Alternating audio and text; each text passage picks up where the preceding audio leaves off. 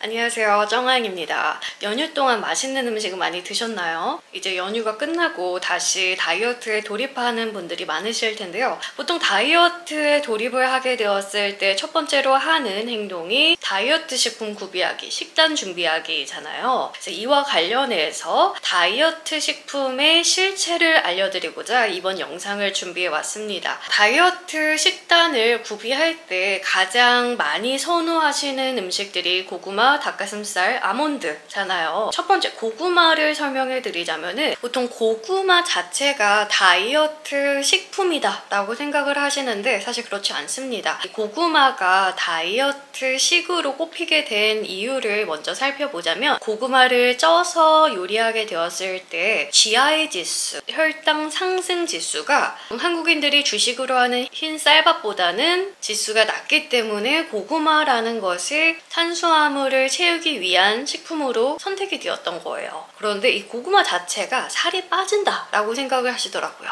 사실 살이 빠지는 음식은 없어요. 우리가 자꾸 무엇을 먹어서 살을 빼려고 하는데 무엇을 덜 먹어야 살이 빠집니다. 살을 뺀다라는 것은 빼기를 해야지 빠지는 거지 더하기를 한다고 빠지지 않아요. 이 고구마 자체가 살이 빠진다라고 생각을 하다 보니까 군고구마 요리로 하게 되더라고요. 그런데 여러분들 군고구마 했을 때 더 맛있어지는 이유가 뭐죠? 더 달달하게 찌기 때문에 더 맛있어지는 거예요.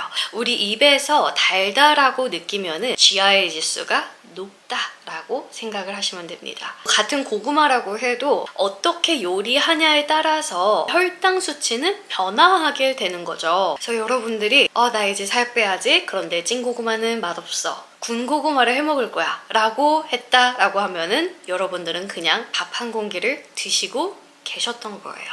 또 고구마가 다이어트 식품이다 라고 하는 경우에서 다른 케이스는 고구마는 살이 안 찌니까 많이 먹어도 되겠지? 하며 고구마 2개, 3개 이렇게 드시는 분들이 있더라고요. 그렇게 됐을 경우에도 그냥 밥 2공기, 밥 3공기 드신 겁니다.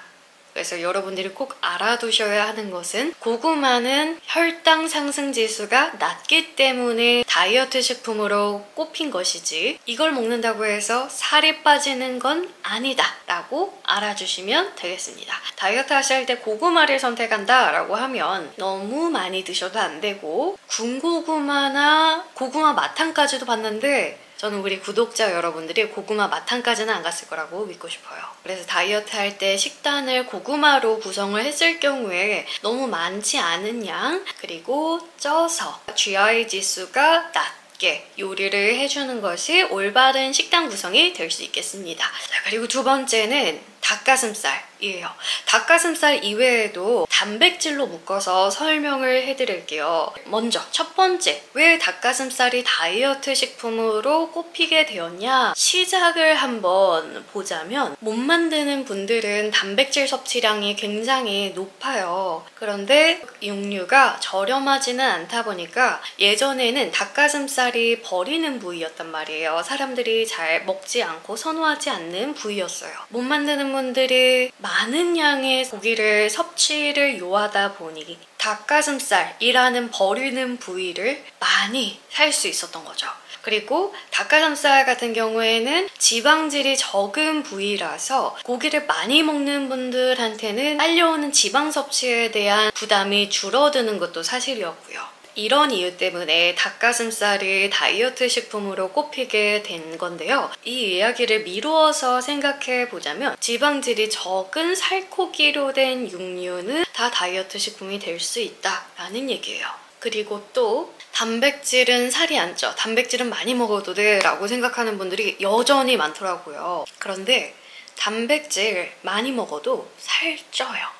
우리가 몸에서 필요로 하는 양의 단백질은 다 소화 흡수를 해서 근합성을 시켜주기도 하지만 나머지 잉여되는 영양소는 당신생이라는 작용이 일어나요. 당신생이라고 하면 여러분들이 다이어트 할 때 그토록 무서워하는, 기피하는 탄수화물을 만들어낸다 라는 얘기인데요. 잉여되는 탄수화물은 어떻게 될까요? 지방으로 전환되고 체지방으로 축적이 됩니다. 그래서 다이어트 할 때 단백질은 살 안 쪄. 어차피 근육을 만들어줄 거야 라고 생각을 하고 많이 먹으면은 그것도 살이 찝니다.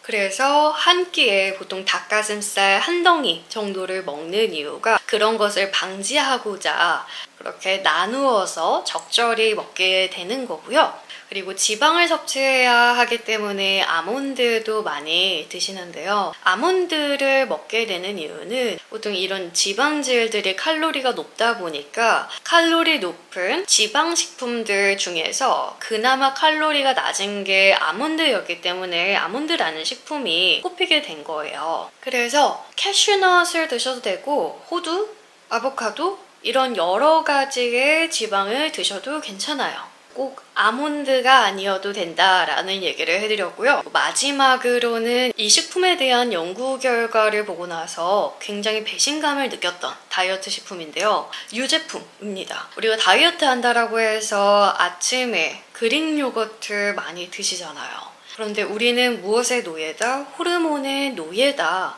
지금 현대사회에서 유제품 섭취량이 굉장히 높기 때문에 목축업계에서는 이 수요를 따라가기 위해서 젖소에게 다량의 호르몬제들을 투여하게 됩니다. 우리의 몸에 영향이 있을 수밖에 없다라고 생각을 해요. 어떤 호르몬? 여성 호르몬이 영향을 줍니다. 여성 호르몬의 역할 중 하나가 뭘까요? 바로 지방 축적입니다. 살을 빼기 위해서 먹었던 이 요거트가 지방 축적이 잘 되는 몸으로 만들어주고 있었던 거죠. 젊은 여성의 경우 지방을 가둬두는 호르몬이 하복부에서 허벅지까지 밀집되어져 있어요. 그런데 여기에다가 이 호르몬에 관여하는 음식들을 계속 더 넣게 되면은 나는 계속 합의인 거죠.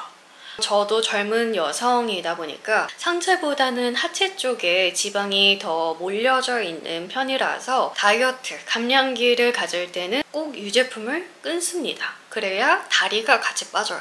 이렇게까지 다이어트 식품이라 속고 있는 음식들의 실체에 대해서 얘기를 해드렸는데요. 좋아요와 구독 눌러주시고요. 그리고 아래에 궁금하신 점 같은 댓글 많이 달아주시면 제 영상의 소스가 되어서 여러분들의 궁금증 해결 영상으로도 많이 찾아뵙겠습니다. 그럼 다음 영상으로 또 만나요. 안녕.